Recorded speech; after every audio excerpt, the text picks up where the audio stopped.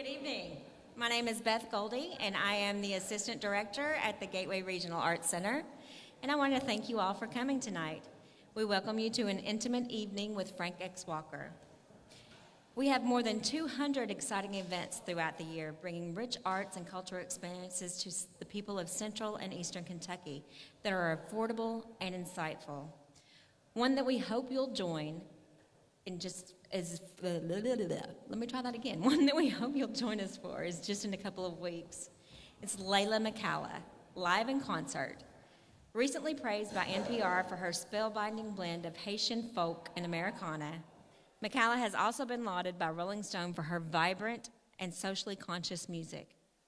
In this intimate concert setting, McCalla celebrated for her evocative voice and virtuosic cello performances will mesmerize us with her rich, genre-defying sound. We hope you'll join us on October 12th for this spectacular evening. Tickets are $25 and available online or can be purchased at the door. Now to introduce the moderator for tonight's discussion, which is my boss, Jordan. The executive director here at Gateway Regional Arts Center, Jordan Campbell. Jordan is a dynamic, emerging leader in the American arts and cultural sector, with a career that spans the fields of education, arts, and culture, policy, and executive leadership. Jordan has a consistent track record of trailblazing strategic innovation. By the way, he wrote this. In just 2 years as the executive director of the Gateway Regional Arts Center, and it's not wrong. I'm sorry, it's not wrong.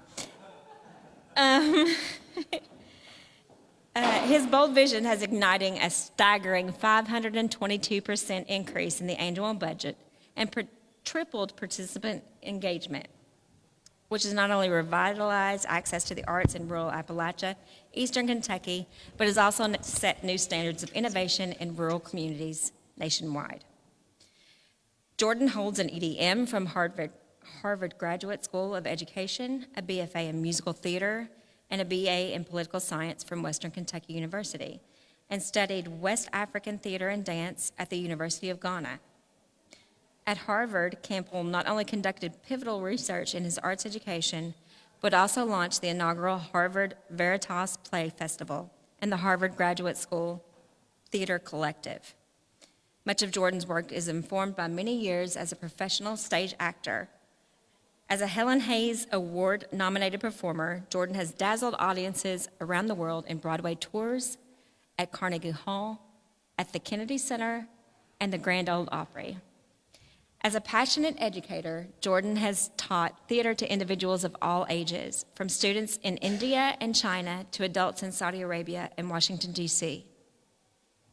His teaching philosophy is deeply rooted in the belief that the arts are a powerful tool for personal and societal transformation. This conviction is reflected in his extensive work in arts education, where he has contributed to numerous publications and conferences on topics such as youth voice and creative placemaking and social justice through creative methods. Jordan's dynamic career trajectory is a testament to his multidisciplinary approach in the creative sector, including influential roles in the White House during the Obama administration, the Americans for the Arts, and the President's Committee on the Arts and Humanities. As Director of Research and Learning at the Creative Generation, he managed over 50 groundbreaking projects at the intersection of arts, youth, and civic engagement, working with global stakeholders from numerous professional sectors to increase field building and support arts initiatives. Jordan is also the founder and co-chair of the Small Town of America Institute for Rural Arts and Culture. Jordan aims to further contribute to the field as a current PhD candidate in arts administration at the University of Kentucky. Please welcome Jordan Campbell.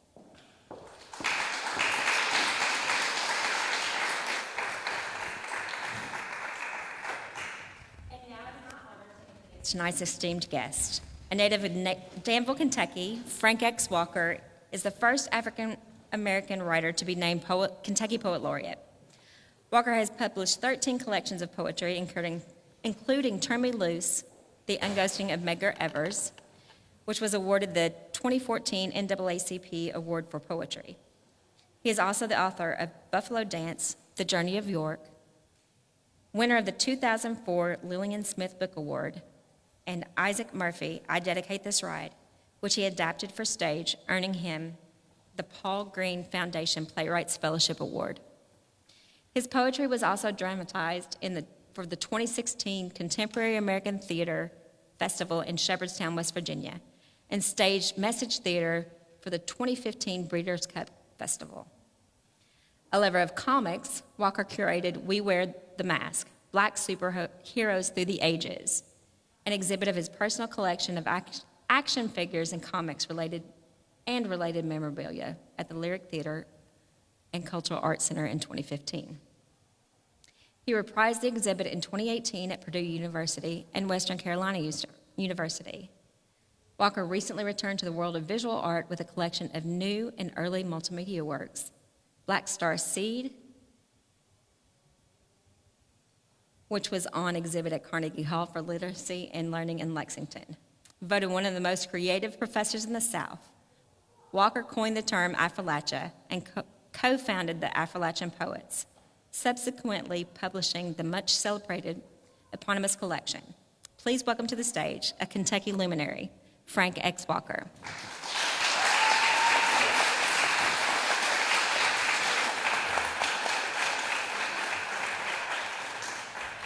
Hello, Frank. How are you? I'm good. How are you? I'm good. As if we didn't just talk upstairs. Can everybody hear us? Okay, yeah? Good. Are we good on sound?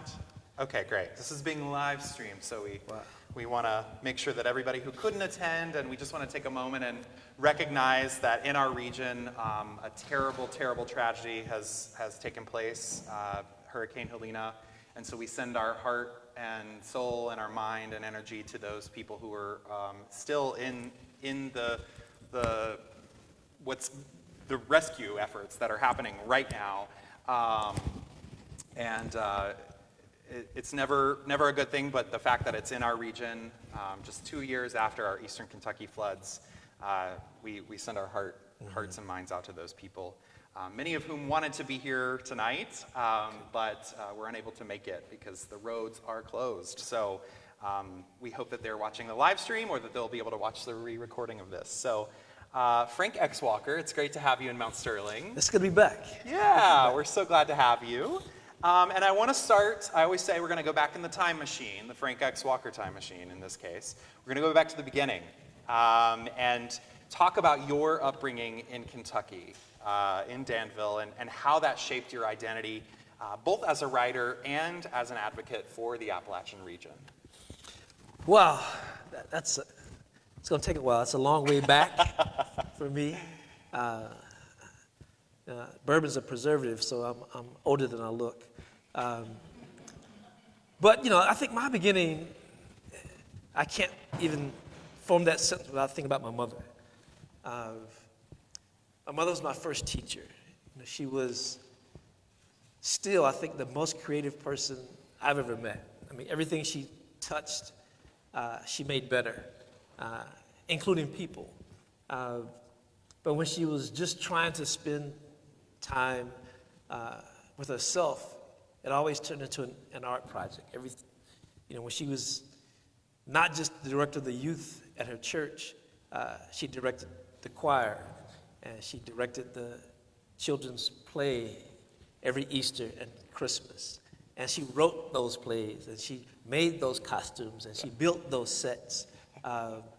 So her children were, by default, participants in all of those, whether you volunteered or not. She would just walk in and say, so this year you're an angel, and you're Joseph, and you're Mary, and you're a backup angel in case the first angel doesn't make it. And then she would walk in the living room and say, I'm going to need these curtains, and take the curtains down, and get a clothes hanger and disappear into the kitchen where she changed the kitchen table to a sewing machine area, and she'd prop up the singer, and you would hear this, and then she'd walk in and say, stand over here, and she'd measure people and take it back inside.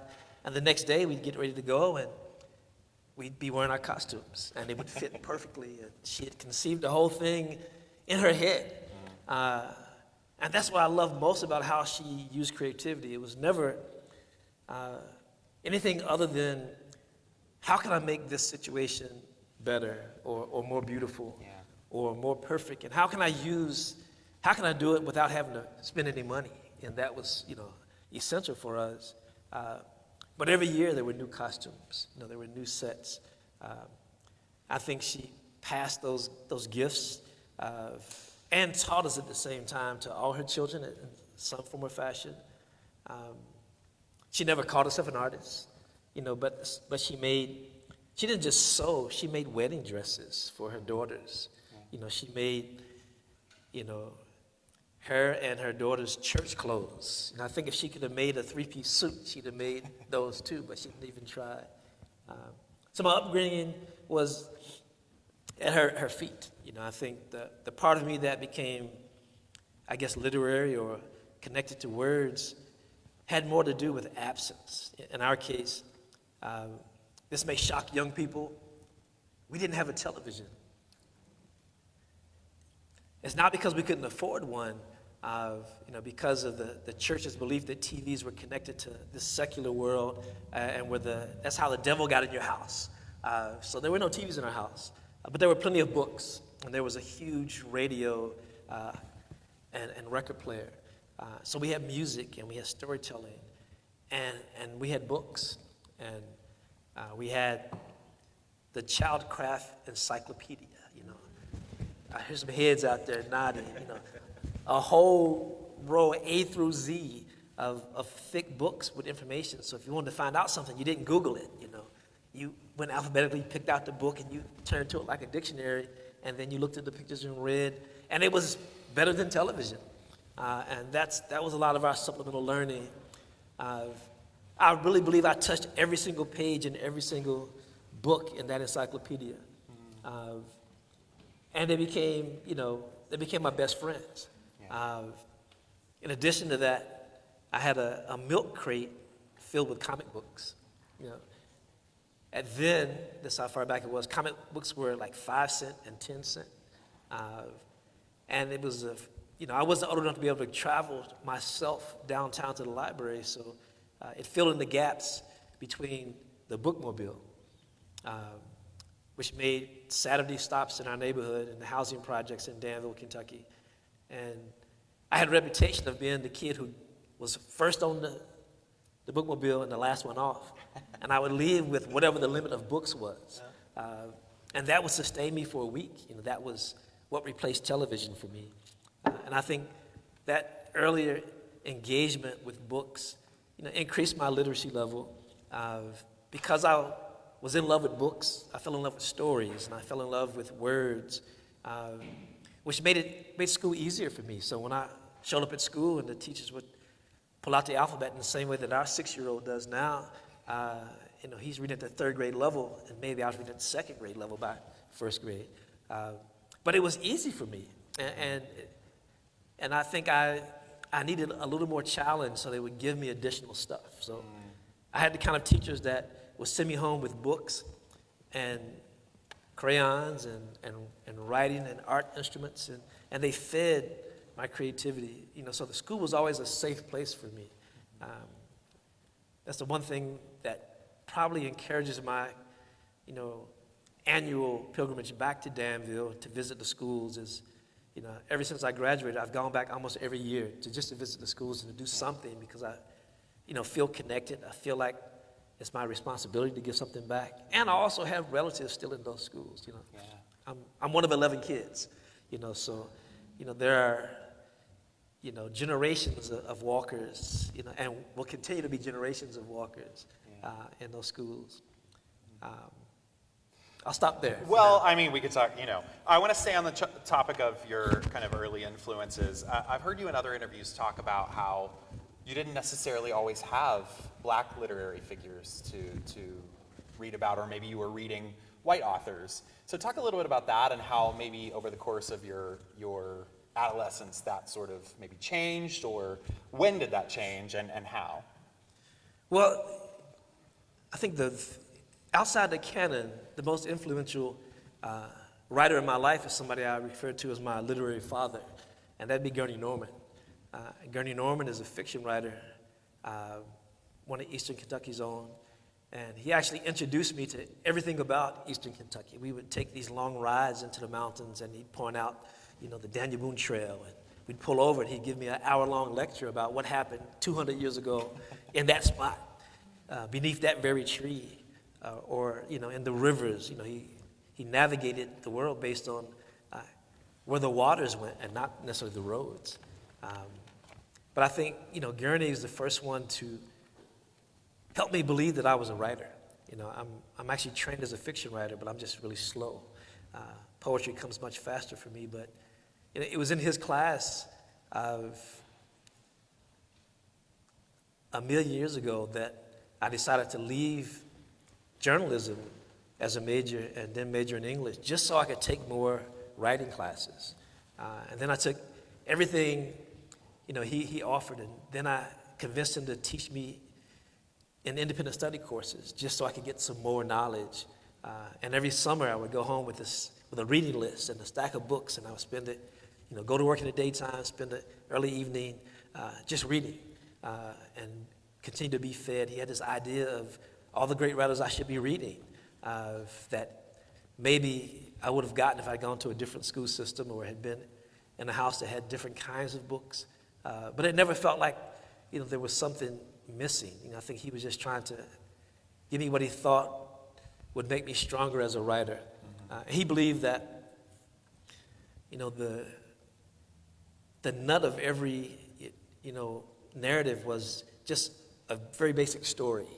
And so no matter what genre, if you focus on the story and the authenticity of the story, that'll get you through. And I think that was my guiding philosophy as a writer and as a teacher. And I think he was also a really great model, in addition to my mother, for an instructor inside the classroom. So when I'm teaching, I'm actually teaching from the Gurney Norman School of Teaching in those classrooms where it's not a podium and a room full of empty vessels who you pour knowledge into. It's a front porch, and it's a tree stump. And you just having an honest conversation about things that matter. And I think it was through his efforts and his art and the way he lived his life that my writing and my artistry also became married to activism. So I think of myself as an artist activist. I'm not just making art for art's sake. I'm not just trying to make something pretty. I'm trying to make a difference. I'm trying to do what my mother always said unconsciously is that it's your job to leave this place in a better shape than what you inherited. And I think once you become parents, that really becomes a primary obligation. If you love your kids, you want it to be better. Not necessarily easier for them, but a better place, if that makes sense at all. Yeah. So I want to kind of move us into, so you talked a little bit about your influences. Let's move now to the Affrilachia phase, I guess we could call it. But I want you to, first of all, does anybody have a copy of Affrilachia in the audience? Do they have it with them? We heard that somebody, oh, shoot, okay. So we were talking, we wanted him to read. He's going to read something from his newest book. So let's talk a little bit about the coining of the term, which of course is attributed to you, and you've talked in other interviews about how you don't feel that the word necessarily belongs to you, that you want, it's a shared experience. You coined the term, but it's a shared experience. So talk a little bit about how the meaning of the term, since we're at the Affrilachia Summit, and we timed this just so perfectly that you would be here during the Affrilachia Summit, talk about the meaning of the term and how it maybe has evolved for you personally since writing that poem where you sort of sparked this new idea of Affrilachia. Yeah, first I would say that I was just writing a poem. I think that I was not trying to start a movement. I was not trying to name an organization. I was not trying to introduce a new word into the world. I was simply trying to make the world make sense to me in that moment. Because for me, When I went to the page to write, it was mostly because I couldn't afford a therapist. And I felt like if I could work it out on the page, if I could make it make sense on the page and find the words to articulate this challenge and maybe the way around it, then that was enough for me. Just the process of trying to move towards a solution sometimes was enough, and something that people often call poetry. In that particular occasion, I'd come from a reading of where the name of the event had been changed because of the participants. And I realized that maybe I misunderstood what the definition of Appalachian was. So I looked in the dictionary in 1991, and the dictionary said that Appalachians were the white residents of the mountainous regions of Appalachia. And I soaked that up, and I immediately thought, okay, if you have to be white to be Appalachian, what are you if you're not white and you live in the same region? What does that mean? So I was start making a list of all the things that the people I knew who considered themselves Appalachian and who were white, and my own family, what we had in common. Food, oral traditions, music, storytelling, family, front porches. And it was clear to me that, we had more in common than apart. And somewhere at the end of that interrogation of this idea, I wrote, imagine being an Affrilachia poet. And I didn't think much of it. I thought, okay, it makes sense to me. And I took it back to my writing group. We were meeting every Monday from 6 to 8 o'clock in the Martin Luther King Cultural Center back then. And it was just a gathering of individuals who enjoyed writing. And we would come to share new work. And there wasn't much pressure to do anything other than show up and support other people.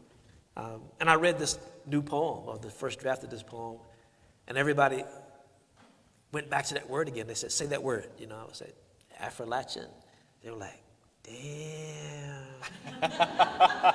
Okay. And we just spent an hour, talking about the word and what it meant. And immediately they all recognized there was something special about the word. And before we ended that evening, we decided to name ourselves as a group the Affrilachian Poets. And it was just for us in that moment. And it was something about now having a name that meant, okay, let's become a registered student organization. Okay, let's become an official organization. Let's have rules. Let's put stuff on paper. Let's start performing as groups. Let's start publishing with our name on books. And it just took off. And it's still moving, and it was, I remember I had a brand new laptop computer, and, when you put in the incorrect word, it lights up for you to tell you that, you can't spell. And I just typed in Affrilachia, and it didn't light up. And I was like, what? I clicked on it, and it went straight to a definition. Wow. And I was like, witchcraft. That's so cool. And, there was a definition in this computer that I had nothing to do with. And I called my publisher at the time, Naoka Hawkins, and, she had the same response as I did. And, but she's more thorough than I am. She immediately, she got on the phone and tracked down the editor who made a decision to put the word in the dictionary. And it's, and I eventually got a copy of the Oxford American Dictionary, which is about 6 inches thick, just to look at it on the page. I think there are other words in that book, but I've only seen that one. And there's something about that felt special. And as part of the definition, it says, as modifier, the Affrilachian poets. Oh, wow. I was like, okay. I can rest now. I've done something. And, I don't know. Raise your hand if you know people who have invented a word. Right? Me either. So it felt special just behind that. But since then, The word has taken on a life of its own. It's inspired other words. I've met Cubalachans, Asialachans. Initially, what seemed to be tied to a group of writers has expanded to include visual artists and dancers and theatrical individuals and musicians. And somebody asked me once, why don't you trademark it? I was like, it's not mine. It was never mine. It was mine for the length of that poem, but once I shared it, it became ours. And I didn't get paid any money to create that word and have it shared, but I got something bigger than a check once from a woman who had written to me longhand on legal paper, which was special by itself because nobody does that anymore. But she said she was living in Phoenix, Arizona, somewhere in Arizona, and that she had gone to Berea at the university, but she was born in Affrilachia, Virginia, and that she never felt like she was a part of Appalachia, ever, and she was in her 80s. But as soon as she saw that word, she said something clicked for her, and she knew she fit, and she could claim the very place that she was born in. Yeah. And I was like, that's my check right there. Yeah. So for me, that was enough. Well, to create a sense of community it's a 13-state region. The Appalachian Regional Commission's definition is 13 states. And, depending on where you're from, it may expand further. I know you're from Boyle County, which is technically not an ARC county, but it's connected to Garrett County. So, we expand our definition of Appalachia, but for people to have, you've created a sense of connection for people. And we've heard that today at the summit, and I'm sure we'll hear it again tomorrow. So from all of us, thank you for creating that word and in your poem. And so your poetry is vast, though, right? And you often engage deeply with historical figures, and I want you to talk a little bit about that, specifically in Turn Me Loose and Medgar Evers, but all of your historical writing, and how you balance that historical accuracy with poetic license. Okay. I'm hearing about 5 questions in there. The questions are dense, yeah. Well, let me start with history. I think for me, because I was a book person, I grew up in love with books. That included reading history books, and I was always a fan of history. Had I not been an English major after journalism, I might have stumbled into a history major or that opportunity. And I certainly considered that as a double major even, but I majored in as a visual artist instead. So I've always been in love with history, but the thing about history and my choices in my historical poetry is that I've been really attracted to stories, historical stories that have either been undertold or had individuals left out, particularly when it comes to history that intersects with my own. And I think about what people think about and believe and have been taught about Kentucky specifically. And so every time I encountered a story that what I thought was amazing on one hand, like Stephen Bishop, the former slave who was one of the first guides in Mammoth Cave, who charted many of the trails that people still use in Mammoth Cave. But I'd heard about Mammoth Cave my entire life, but I was an adult when I first found out that Stephen Bishop looked like me. I thought that was a big deal, that he's buried at one of the mouths of the cave, right on the grounds. That's a big deal, but why had I never heard about that? That a kid from Kentucky who had been made to feel ashamed to be from Kentucky for all kinds of reasons, this was a reason to make me be proud of Kentucky. So every time I encountered one of these truths about my home state, it would get me excited enough to want to write something about it, create art about it. There was a monument that commemorated when Daniel Boone, came over from Tennessee and blazed a trail into what we now know as Kentucky and ended up creating, Fort Boone. And there's a monument that has the names of all the people who came with him as part of that trail. And at the bottom of the monument in the list it says, Negro man, Negro woman. On the monument. But if you read other historical accounts, the names of those individuals are actually known. It just takes one more click to do the research to have that truth available. And so that made me want to write a poem, to try to rescue those names and tell that story in a more holistic kind of way. I'd heard about Lewis and Clark my entire life. Grew up thinking it was just Lewis and Clark, two white superheroes. Never that it was 40 people. Never that it included a 15-year-old Native American young woman who had a 3-month-old baby with her. And an African-American man who joined the expedition in Louisville, Kentucky, who returned to Kentucky after that. So not only did I find out that, he had been part of the expedition, he had been in my hometown of Danville. There are monuments that talk about Lewis and Clark visiting Danville, Kentucky, right across the street from the bakery in the same space that used to house the Black Main Street in Danville. Wow. But it talks about Lewis and Clark. But if you read the journals of Lewis and Clark, which are about this thick, Clark talks about York being with him on the visit to Danville because his nephew was in school in Danville. I'm like, if I'd known that, if I'd known these kinds of stories, I'd have felt differently about the place I grew up in. I wouldn't have been one of those kids who thought that when I graduate, I'm getting the hell out of here.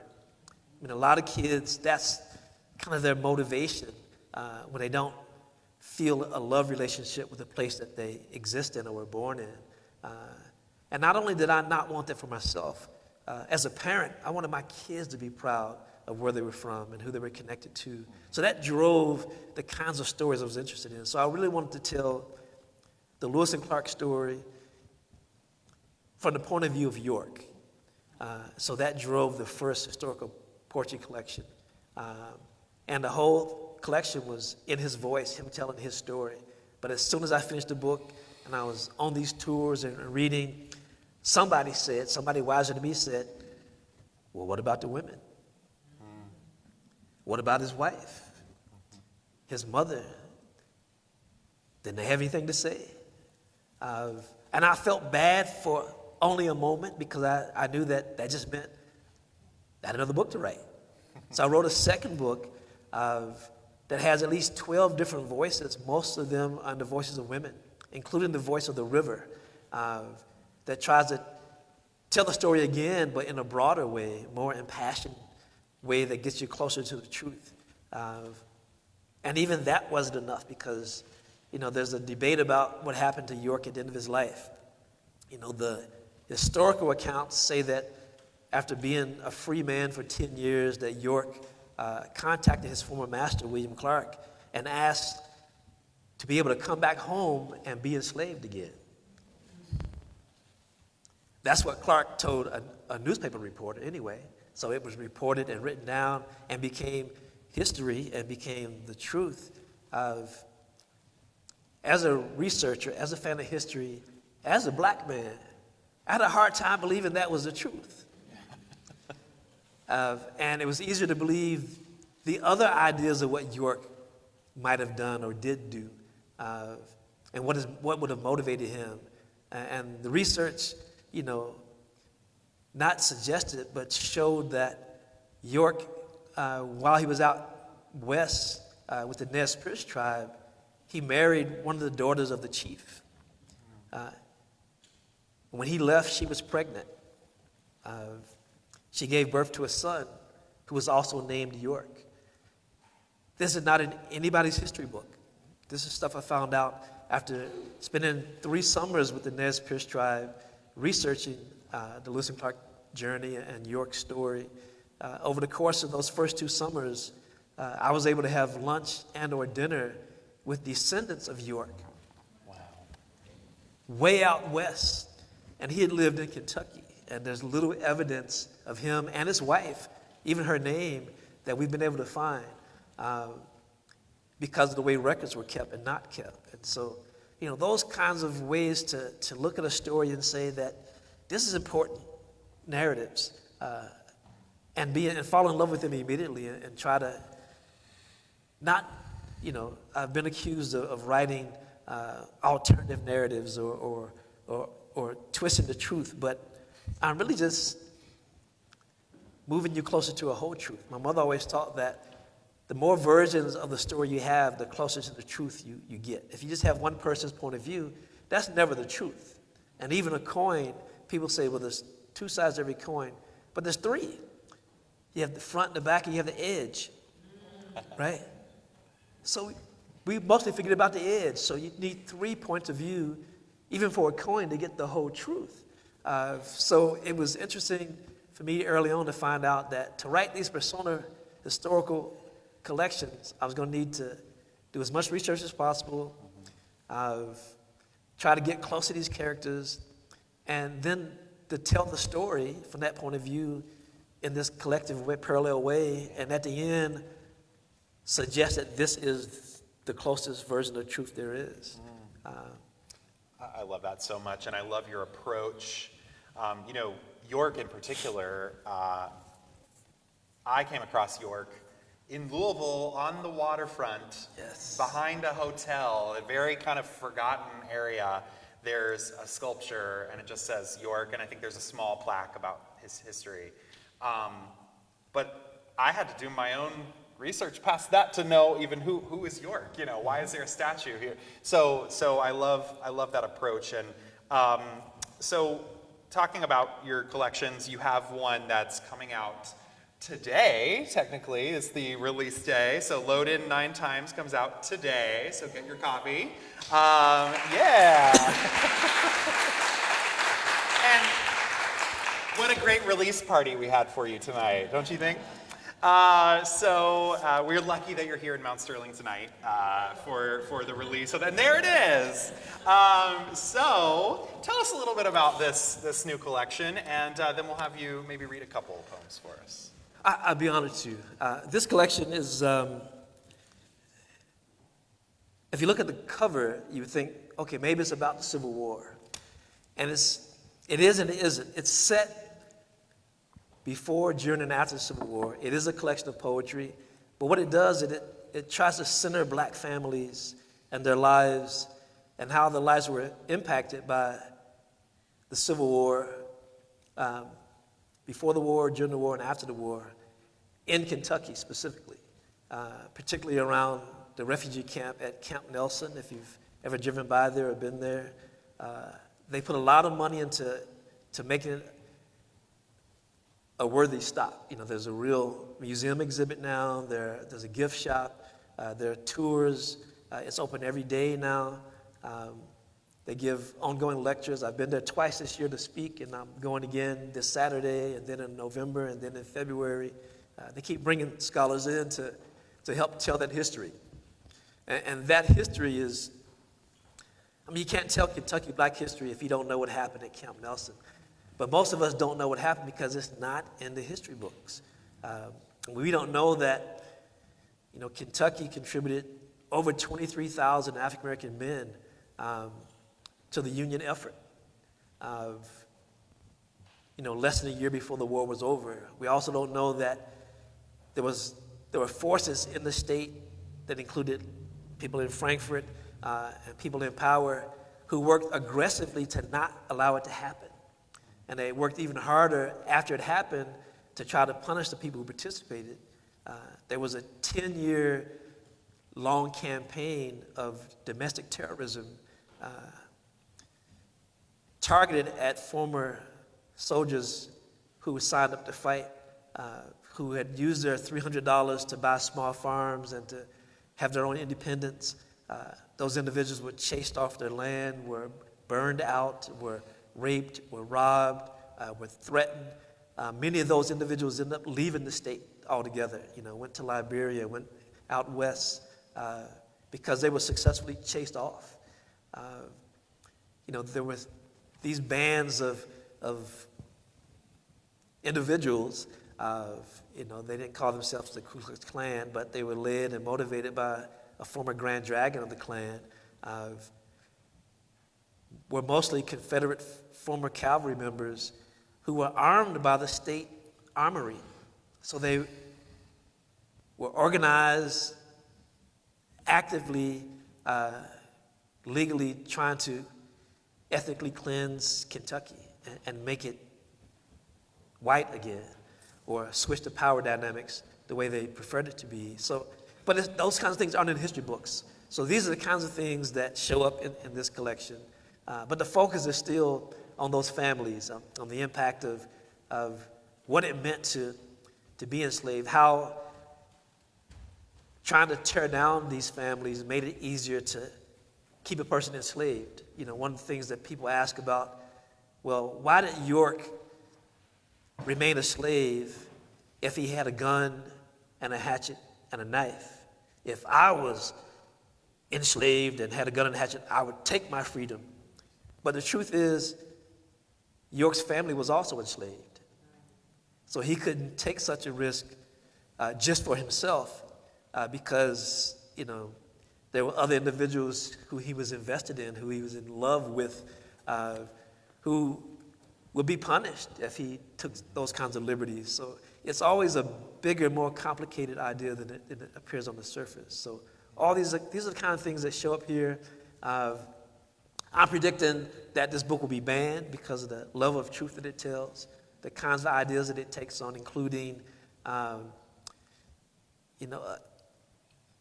not necessarily warm version of the state song, My Old Kentucky Home.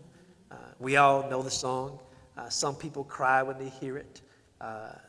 But everybody doesn't know that the song is about a slave who's been sold further south. And it was bad here, but to be sold further south meant that you'd be worked to death. And then maybe fed to hogs, wouldn't even be buried. These kind of horrors existed. That's part of the brutality that was enslavement. But people hear this song and they think, oh, this is just a man who misses his home. He misses his humble cabin. He just wants to get back to Kentucky where everything is good. In middle school, an educator once said Kentucky was a great place to be enslaved.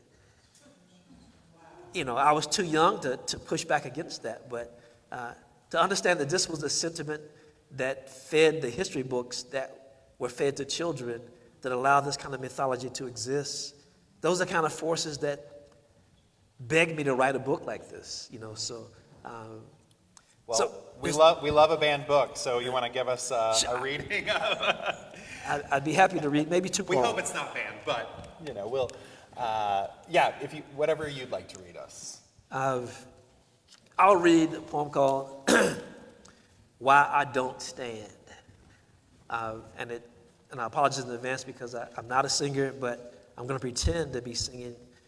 Half of these words are actually from the original lyrics from My Old Kentucky Home, and the other words are from an ad that appeared in the election paper the exact same year the song was written. And people question, the potential benignness of the song itself. But if you understand that this song was written as a minstrel song, and understand that minstrels were white men who performed in blackface, who made fun of black people and how they spoke and sang and moved to entertain other people who were also not black, and that even when the performers were black, they had to put on blackface to do the same thing. And that was the number one form of entertainment in America, from Carnegie Hall to New Orleans for many, many years, that this song was written as part of that. Then you understand why some people would say, well, that song is racist. I can't stand up for that song. That's part of why I don't stand. But here's the poem, Why I Don't Stand. Well, the sun shines bright on my old Kentucky home. $1,200 to $1,250 for Negroes.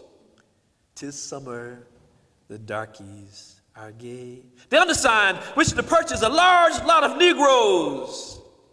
Well, corn tops right for the New Orleans market, and the meadows in the bloom. I will pay $1,200 to $1,250 for number one young men, and $850 to $1,000 for number one young women, while the birds make music all the day. In fact, I will pay more for likely Negroes. Weep no more, my lady. Oh, weep no more today. Than any other trader in Kentucky. We sing one song. My office is adjoining the Broadway Hotel for my old Kentucky home. On Broadway, Lexington, Kentucky, for my old Kentucky home far away. where I or my agent can always be found.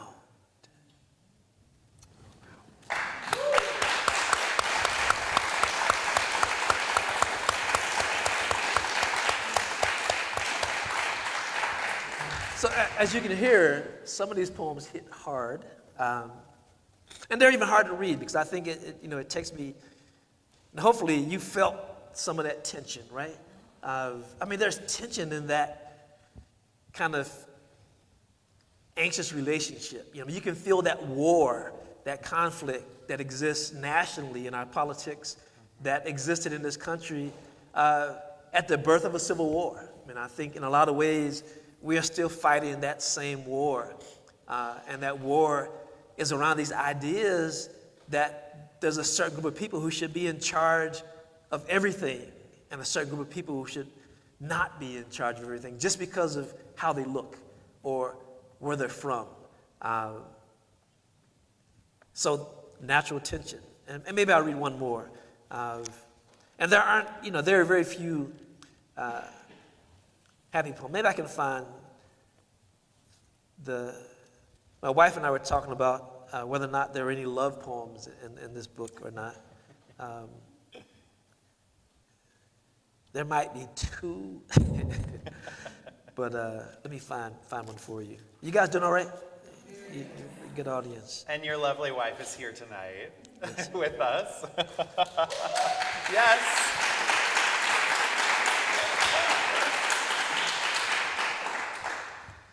Yeah, it's a brand new book, so I don't know where everything is yet. So I'm stumbling through the table of contents. Love, if you can help me and tell me the page number, that'd be useful. Read the title poem, she said. Okay, I'm going to read the title poem, which is kind of I think it's also a love poem. The title poem it's called Load in 9 times, and you may not be familiar with that phrase, but load in 9 times are the actual instructions for how to load and fire a Civil War era rifle. If you ever seen the old footage and wondered why it was one big plume of smoke, and then another plume of smoke, and then another, it was because they were firing at the same time, and they were following the instruction of the sergeant who was telling exactly what to do for every single step of the journey.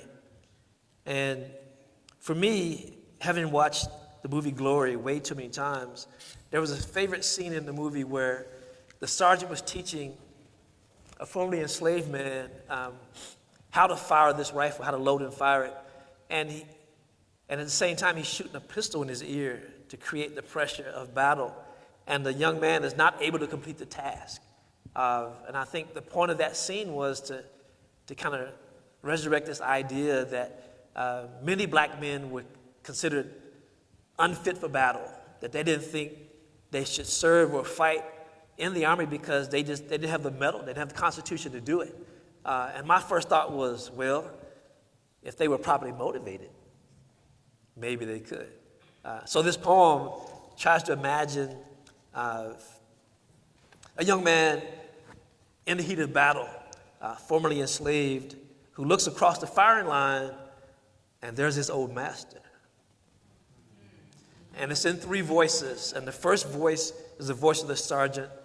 The second voice, which I'll skip and not read, but the third voice is the internal dialogue of this man as he's thinking while this is all happening. And it's called Load in 9 times, and I'll try to read 2 of the voices and distinguish them if I can. Load, I wonder.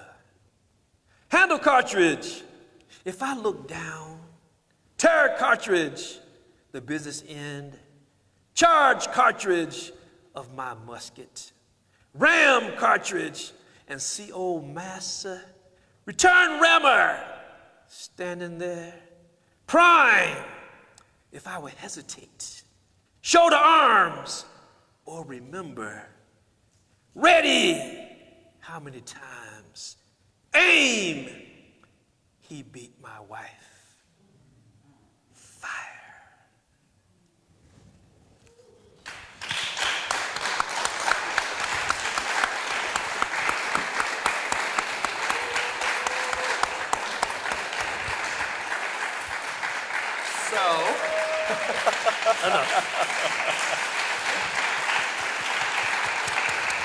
So, does that sound like a love poem to you?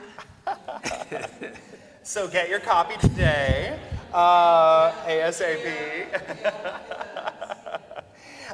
So Frank, I have a million more questions and we could talk all night, but I do want to leave time for Q&A with the audience. So at this moment, we will open it up for questions from the audience. We have time for 2 or 3 questions. So does anyone have a question for Frank Exwalker? Yes. You mentioned how so many kids want to flee Appalachia. The concept of home is really complicated for a lot of us to struggle with identity. Are you familiar with the term cosmic apostle? If not, what are your thoughts on keeping educated young people connected to their Appalachian roots? I'm sorry, I didn't hear all of that question because you don't have a mic, but Oh, hold on just a second. We got you a mic. Here it comes. since it's being live streamed, let's make sure you get Yeah. on the live stream. I also talk really fast. And slow down a little bit, please. You mentioned how so many kids want to flee Appalachia. Are you familiar with the term cosmic opossum? If not, what are your thoughts on keeping educated young people connected to their Appalachian roots? Okay. I think that's a big question. Thank you for asking the question. You know, I think about all the years I spent at the Kentucky Governor's School for the Arts, you know, where the state's most artistic individuals across 10 disciplines were pulled together no matter where they lived at. Every county in the state was represented and had a chance to be together on a college campus for 3 weeks. And their instructors were all college professors or professionals at the top of their industry. And many of those kids would say the same thing. I can't wait to graduate so I can leave Kentucky. That I need to go to New York to make it, to be seen. And I laugh over the years as I see how many of those kids made it to New York and then came right back to Kentucky. And it wasn't that there was a boomerang in their luggage. I think when kids graduate from high school, they should get a driver's license, a voter registration card, and a passport, right? And they should leave, but not forever. But they need to see the world. They need to experience spaces unlike the one they grew up in. Because if you don't see the rest of the world or know the rest of the world, you think this is the world. So for that reason, see it, listen to, learn another language, grow for real, not just in the classroom. But what almost always happens is that once you're away from home, you understand what it was that you loved most about being home, right? You start to separate the traumatic events and activities and relationships from the things that nurtured you. And then you start to miss those things. And those are the things that would eventually bring you back home when you're ready. And ideally, when you come back, you're going to bring these new riches with you. You're going to come back with all this education and experience and pour it into a community and build a temple and educate more people and create opportunities for this to keep happening and happening. And that's how whole communities prosper. I look at what's happening in Mount Sterling.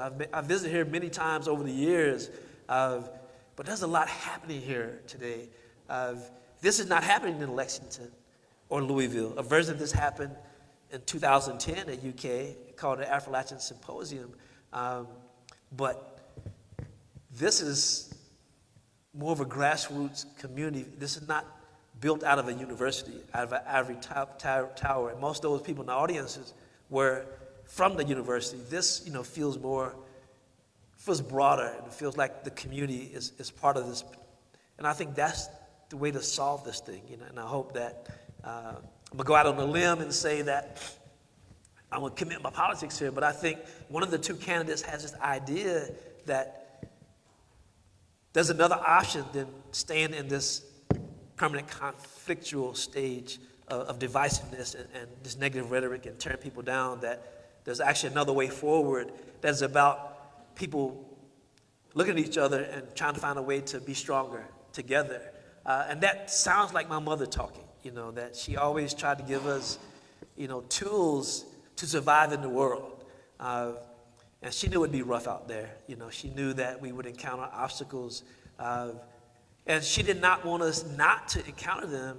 She wanted us to be strong enough to survive them when they happen. And I think that's the way we're hopefully raising our children, all of us, and teaching the kids in our classrooms. But I think to shorten the response is that, what would I say to those kids who believe they want to leave forever? I would say leave. Because if you feel it that strongly, then you should follow that passion. If it's passion, understand what your passion is and follow it, but also be open-minded enough to not sever your relationship with your family, because, Thanksgiving is coming, family reunion is coming, summer is coming, vacation is coming, and you have all these opportunities to come back home. And every time you come back home, even though they would say, you talk funny now, your accent has changed, or you're acting all high and mighty. You have a chance to realize that, some of that thing is true, that you are talking different. We're a product of the environment we grow up in. We talk like the people we live and interact with every day. And when we go somewhere else, that's when you hear it for the first time. Or on the other side of that, when I travel, they say, you don't talk like you're from Kentucky. And they think that's a compliment. But go, but come back, but while you're out there, by all means, find ways to become your best self, so that when you come back, that you bring something that you can feed your family with, that you can feed your community with, and that's how we all grow. It's like, the tide raises all boats at the same time. Be part of that, if that makes sense. Thank you. All right. Yeah. There was a thing here on the side, but I didn't see what it was. Time for a couple more questions. Oh, we got one right here. I gotta go. Because in 2011, that's when it was, March, I was a part of the first symposium on Affrilachia at the University of Kentucky that was hosted by Frank, and it was like the 20th anniversary of the Affrilachian poets.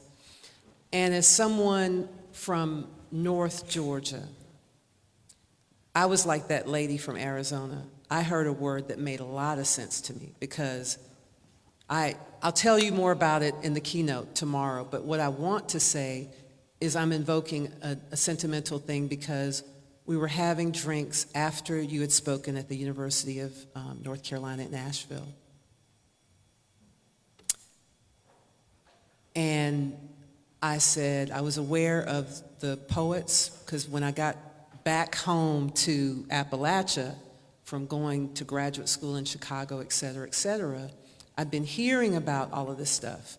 The Carolina chocolate drops. There was some guy or somebody that was, bringing together a group of people. And I said, well, what are you doing with the visual artist? And you said, put together a list of people.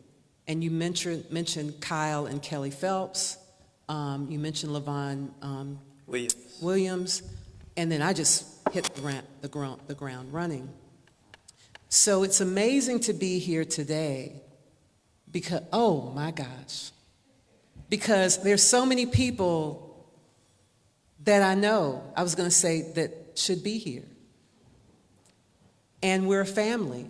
And it is amazing when you think like a little nerdy kid in the gifted class with thick glasses that's really shy, and seeing their cousins pass by and saying, what are you doing? I found a creative family. And that's something that, at first I thought I was embellishing it, but 40 years later, 30, do the math, I'm sorry. Don't do the math. I mean, I'm just trying to put across the fact that this is our version of the new Negro movement. This is our regional version of the Black arts movement. And it was not a marketing ploy, and it was not a trend. And it ain't going nowhere because it's really expanding. And I just got back from the Association for the Study of Life and History, ASALH, created by Carter G. Woodson, the father, patriarchal, of Black history, who is Affrilachian. And people from California and various other places, Atlanta, et cetera, are fascinated, but they also understand the richness of what has been done. So, yeah, I have a question, but I just continuously want to say thank you for not giving up on this. I didn't hear the question, But the question is this. In your travels, and I'll take it to a different level, people in the region who love the region and who are not the people that we need to be worried about are saying, good, you're making us look good. You're showing what we really know, our lived experience of this region.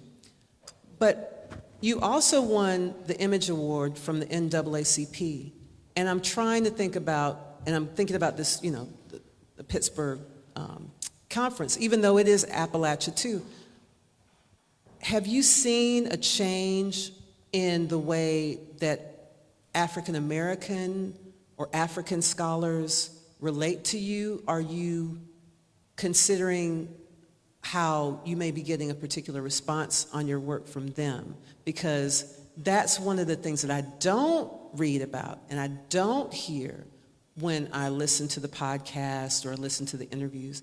Because I think, as you said yourself, part of what had been a pushback, even among Black people, and I'm not naming names, is that with making it Affrilachia, you are being intentional about the African aspect of our Appalachian experience.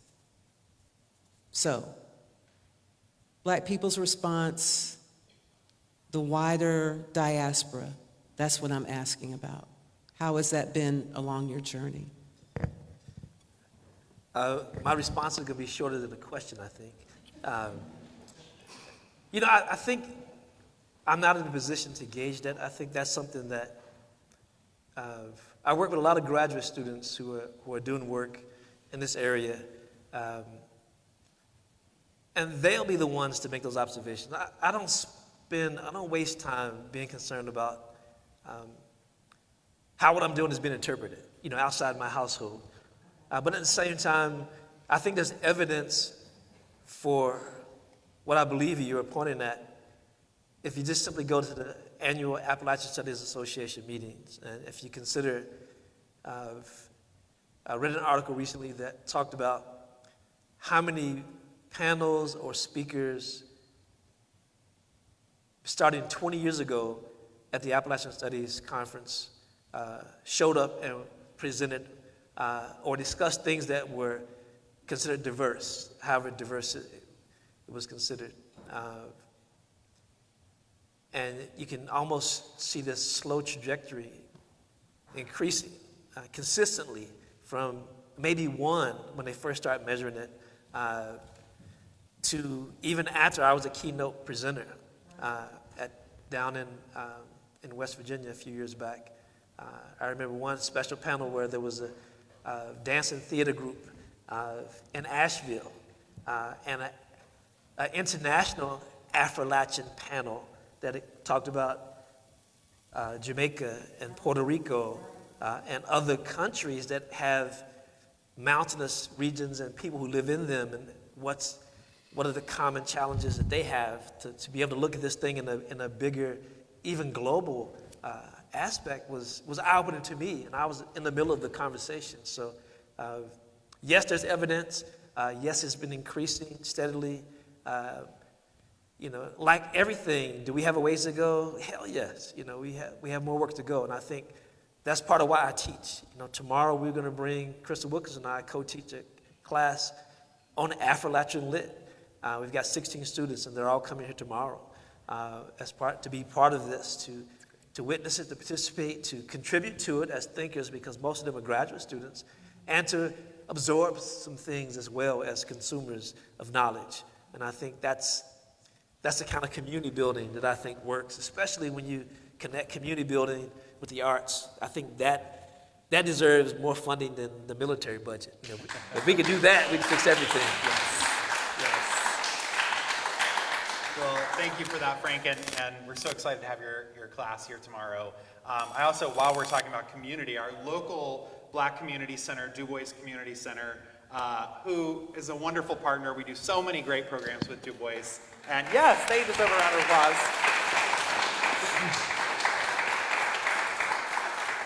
This is not on the schedule for tomorrow. It's a new edition at 9 a.m.